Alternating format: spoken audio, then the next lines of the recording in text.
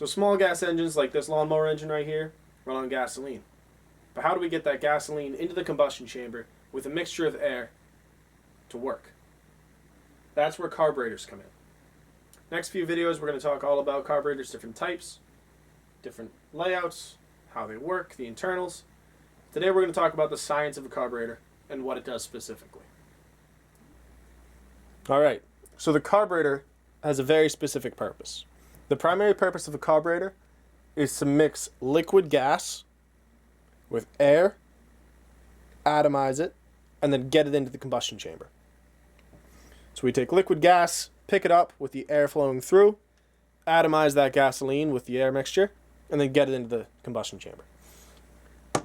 The thing is, though, we need it in the proper proportions. So what is the proper proportions of this? Well, as you can see on this chart right here, this is from your book, so you can see it in there as well. There's different times we need different ratios of air to gasoline. When we start, when the engine's cold, we need more gasoline per volume of air. So you can see on that chart, it's an 8-to-1 ratio by weight. 1 cubic foot of gasoline weighs 46 3/4 pounds.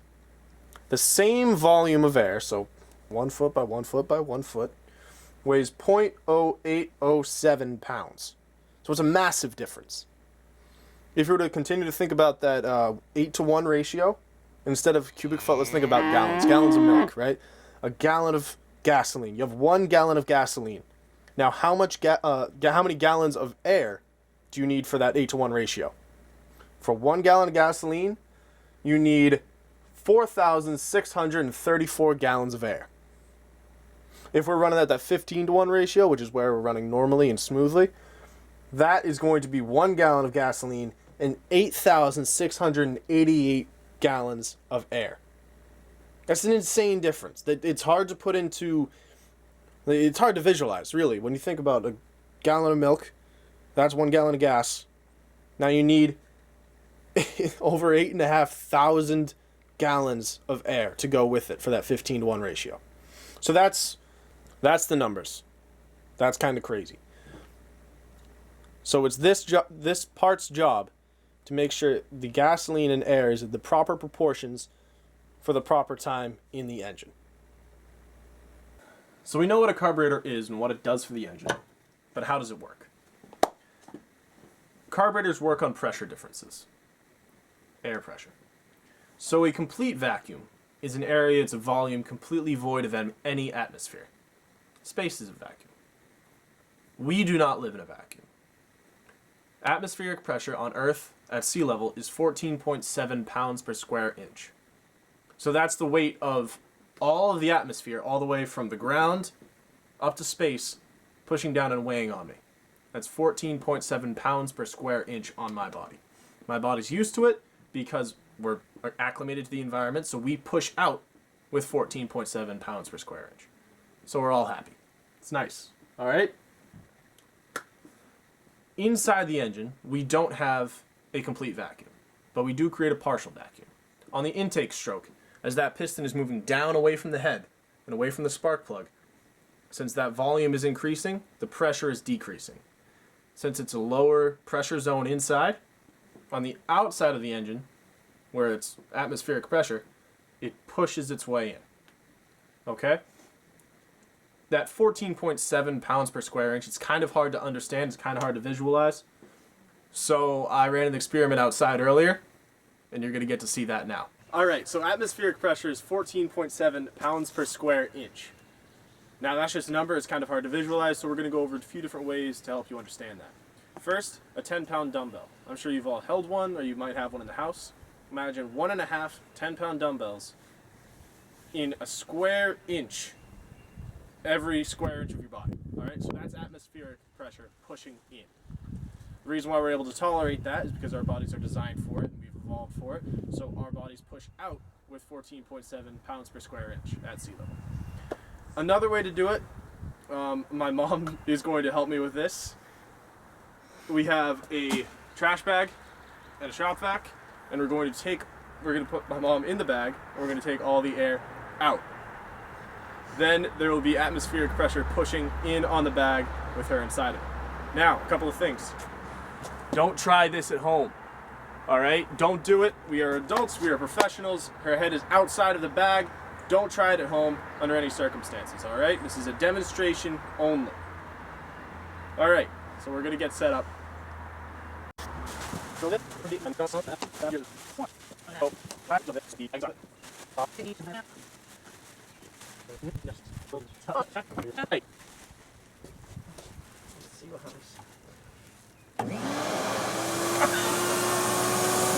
Can you move? Try to move. I'm trying. So she can't move at all.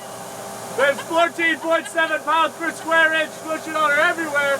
And as you can see, can't move. That's so weird. So that's a demonstration of atmospheric pressure pushing on the outside. Oh, that's so funny.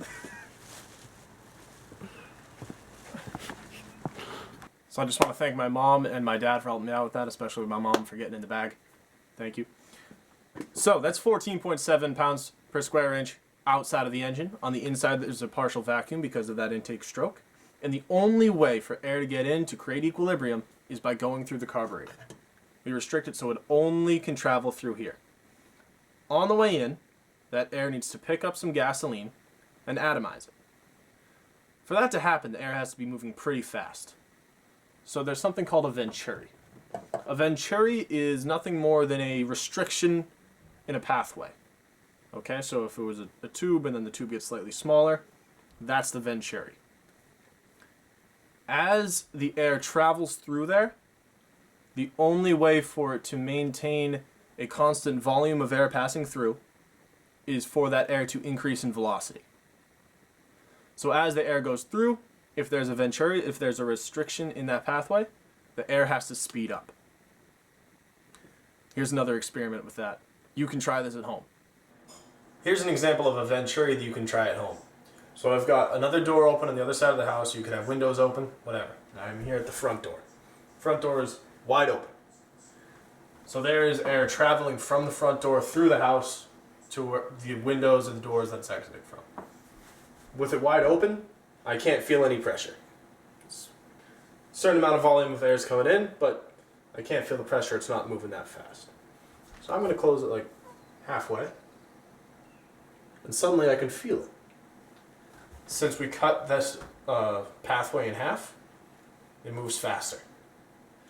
I'm going to go almost all the way, and now you can really feel that pressure. So just like closing that door, we have restricted pathways inside the carburetor. Because of the restricted pathways, the air traveling into the engine speeds up. When it speeds up, it creates a lower pressure zone. That's called the Bernoulli Principle, which we're not going to go too in depth, but it's called the Bernoulli Principle. When air travels faster, the pressure is lower. We direct that air over the top of a little pipe. So the air is going right over that little pipe. This pipe drops down into the gas tank, or where the gas is coming from. As the air travels over it, since it has low pressure, and since there's normal atmospheric pressure in the gas tank due to the vented cap, gasoline is forced up that pipe. Since the air is moving so fast, it atomizes that gasoline. Another experiment. Cut to that one. Here is a demonstration to visualize what's going on inside of your carburetor. I have a straw, I have some water in a glass, just with some food coloring, and I have an air compressor. So what I'm going to do is spray the air right across the top, perpendicular to the pipe, and what it's going to do is create a low pressure system. Since it's low pressure up here and high pressure down by the water, all that water is going to come up through the straw and then hit the path of the air. When the air hits it, it'll atomize and spray out. Once it atomizes, then it can fly into the combustion chamber and explode. So again, low pressure up here, high pressure down below as the air flows across the top.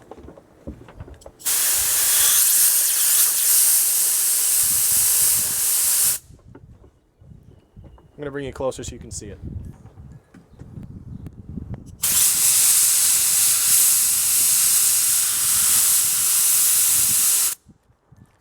So that's exactly what's happening inside your carburetor.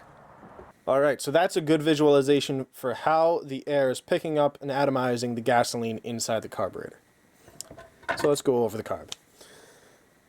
The job of the carburetor is to mix air and fuel in the proper proportions for the engine. Sometimes proportions are different when it's starting. It could be 8-to-1 when it's running normally, 15-to-1, or anything in between. It also varies on the engine. When the piston moves down for the intake stroke, it creates a partial vacuum. Atmospheric pressure outside of the engine pushes its way in and into the carburetor.